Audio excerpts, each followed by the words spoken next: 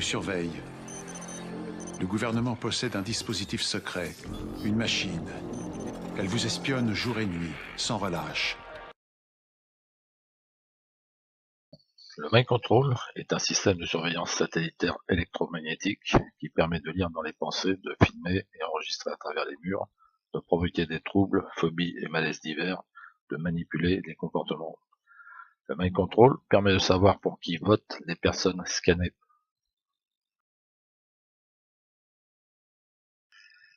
Cette arme secrète surpuissante est partagée entre les hommes de l'État, les fascistes et les puissances de l'argent, banques et grandes entreprises. Les acteurs du mind control se répartissent les tâches. Les sociétés de sécurité privée surveillent les entreprises, les salariés et les anciens salariés, y compris à l'intérieur de leur domicile et hors des heures de travail. Les flics et les militaires s'occupent des militants politiques et des minorités, des syndicalistes, des internautes. Les services américains et de l'OTAN supervisent l'ensemble du système.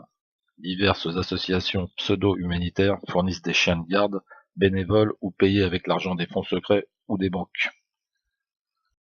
Les satellites de la répression électromagnétique sont pilotés par des ordinateurs et peuvent suivre les cibles 24 heures sur 24 sans avoir besoin de personnel humain. Des millions de personnes sont ainsi surveillées en France et notamment des électeurs de gauche qui sont particulièrement détestés par les hommes de l'État, les fascistes, les flics, les militaires et les grands patrons. Les fascistes et leurs alliés cachent leur haine pour la gauche en feignant de diriger leur hargne uniquement contre les minorités ethniques. Dans les faits, ils visent aussi les électeurs de gauche et les internautes, qui sont des cibles stratégiques du mind control.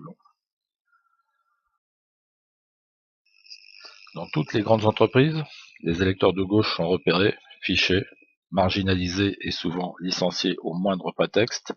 Ils sont mis sur des listes noires patronales et fascistes, dans le but de les maintenir au chômage le plus longtemps possible. Ils sont harcelés à leur travail par des personnes manipulées par le mind control.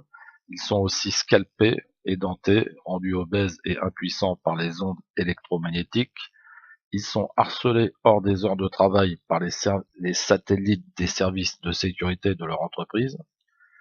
Leur vie familiale et leurs loisirs sont perturbés par la surveillance psychotronique qui provoque des disputes permanentes avec les conjoints et les enfants.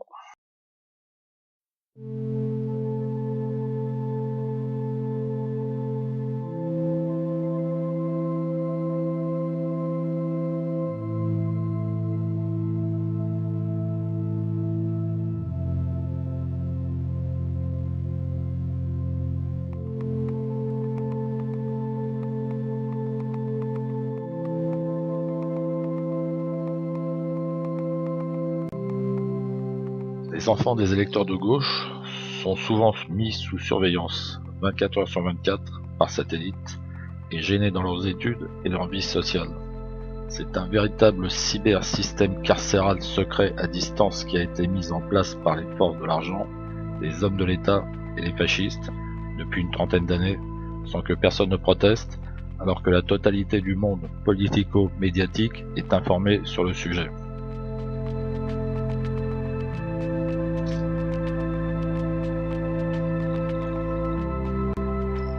Les démocraties libérales sont en réalité des dictatures plus totalitaires que l'ancienne Union soviétique en raison de l'amélioration des techniques de répression.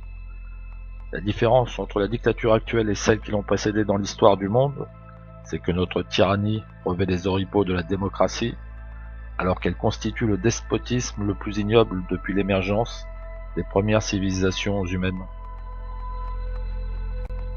Le fascisme actuel est d'autant plus puissant qu'il est secret. Les gens ne savent pas qu'ils sont attaqués, ils ne peuvent donc pas résister à la répression. Les dirigeants politiques, notamment de gauche, font l'impasse sur le sujet du mind control, alors qu'ils s'en sont parfaitement informés.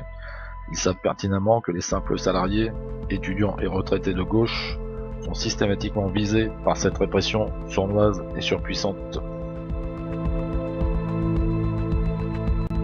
Si personne ne dénonce le mind control et ses persécutions à l'encontre des salariés, des citoyens et des internautes, alors les fascistes prendront le pouvoir en France et les gens vont pouvoir constater que les prétendus patriotes sont beaucoup moins sympathiques dans la réalité que lorsqu'ils jouent les saintes nitouches à la télévision.